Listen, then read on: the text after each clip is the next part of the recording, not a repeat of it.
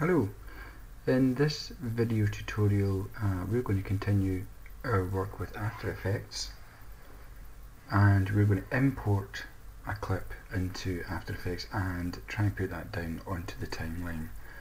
So let's go ahead and do that. File and down to import, and we're going to import just one single file. We could import lots of files, but just now, just the one will do. Now, I have a short movie clip on my desktop. Grand. So you can see that my little movie called Walk.mov, it's a QuickTime movie, and it's been imported into our project pane here. We've got some stuff about the film that we can see. It's 92.7 megabytes. It's just shy of 10 seconds long. We can expose more of this information by picking up this window and moving it along. So we've got a location for it. Notice that as I resize this project pane window to reveal the information, the window next door to it, the viewer, resizes to suit, and that can be said for pretty much all the panels. We can also pick up our panels and reposition them, put them anywhere we want.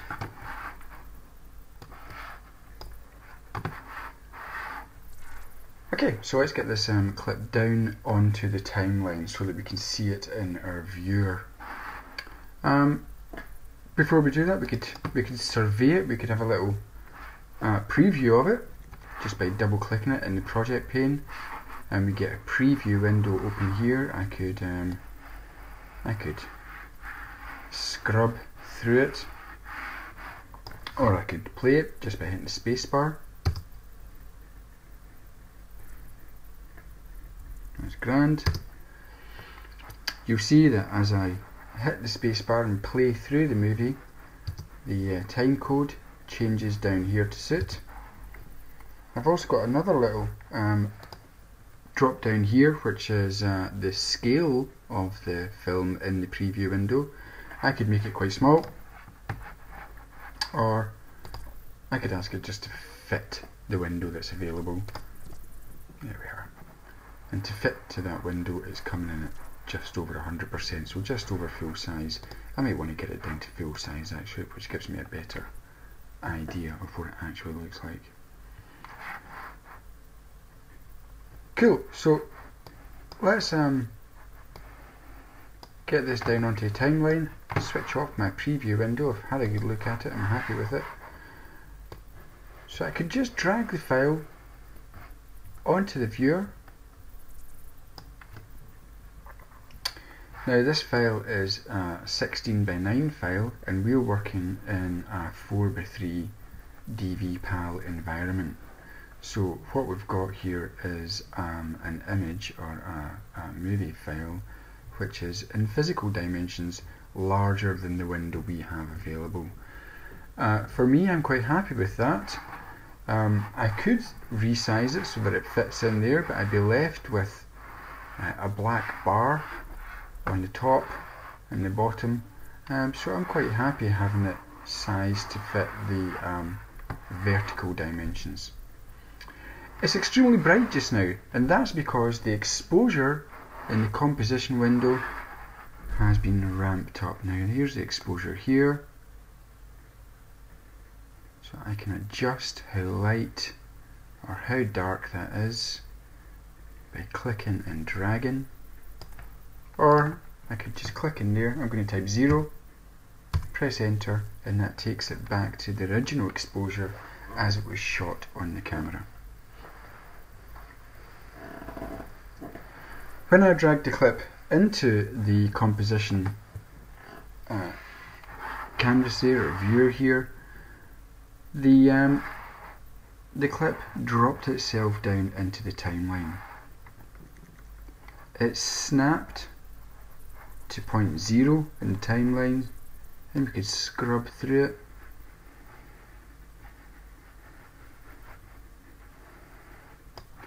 I could pick the clip up and reposition it in time, so perhaps we don't see anything for the first 6 seconds and then it introduces itself.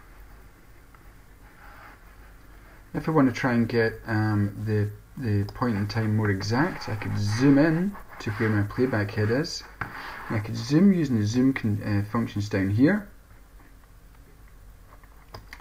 or I can pick up this toggle at the end here and zoom right into the timeline. Be aware that you're not changing anything other than the way you're looking at the clip. The duration of the clip staying the same. And I could push that back right to the point that I want it to be at. While we're here in timeline, when we made our new composition, in the previous tutorial we set it to be 30 seconds long, and you can see here that it is 30 seconds long. If we wanted to, we could shorten that by taking the composition duration marker and shortening it, or if we wanted to lengthen the duration of our composition, we'd access the composition settings dialog from this wee icon just here, this wee pull down here. We go to composition settings and we could change our composition to, let's say, 60 seconds. Okay, that. And you see now that if we pull this out, we have a maximum duration now of 60 seconds. The way we see the clip has been scaled down so that it fits in this window, but again the duration of the clip has not been altered.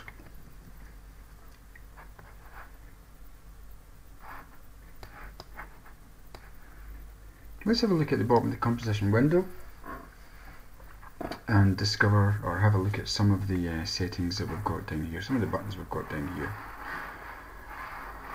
So as with the preview window, we can scale how much we see of the film in our window. Again, we're not changing anything other than how we look at it.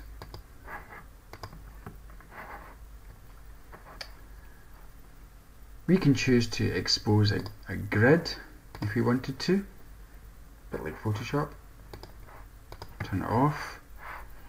This here's for mats that we're not using right now, so perhaps we'll come back to that another date. This is giving us a current frame indicator, so have a look at how that changes. And also we can manually set where we want our playback head to jump to, so perhaps we want it to be 0 frames. And the playback head will skip back to point 0 in the timeline.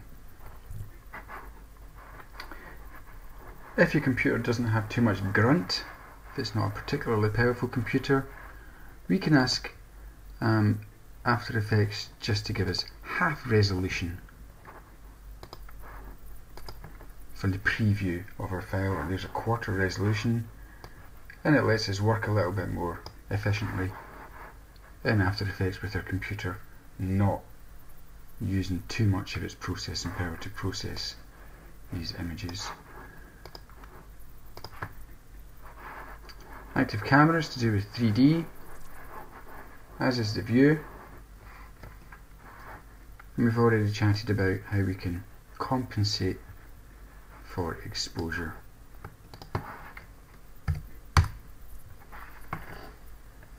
Brilliant.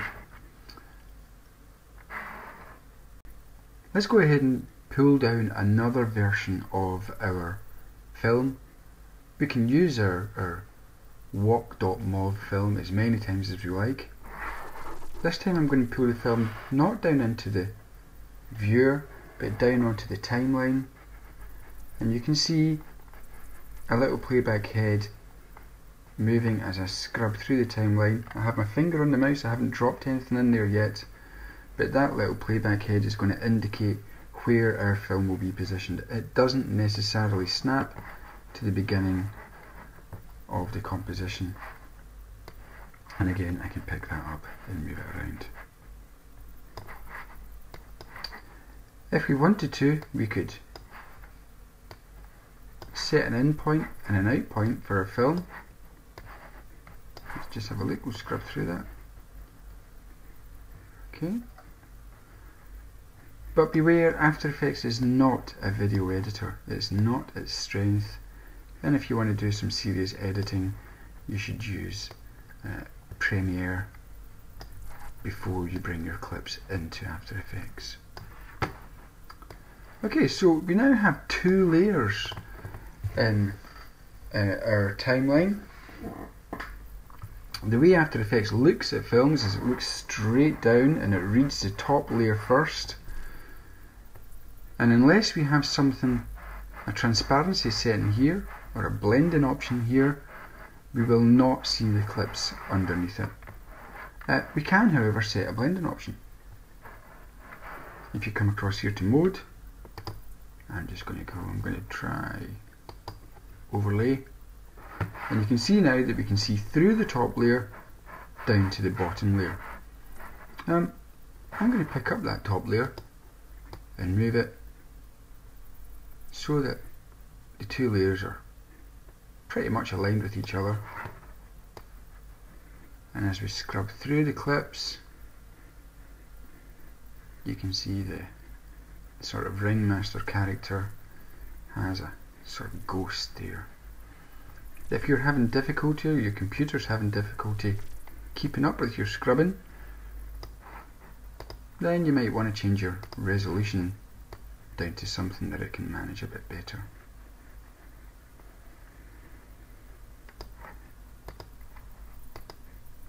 There are a whole load of other settings that we can adjust over here in our timeline.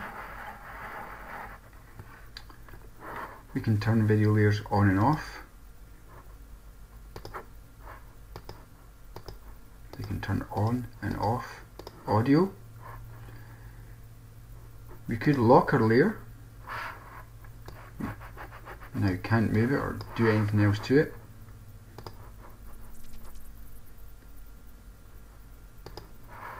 We could just hide the layer.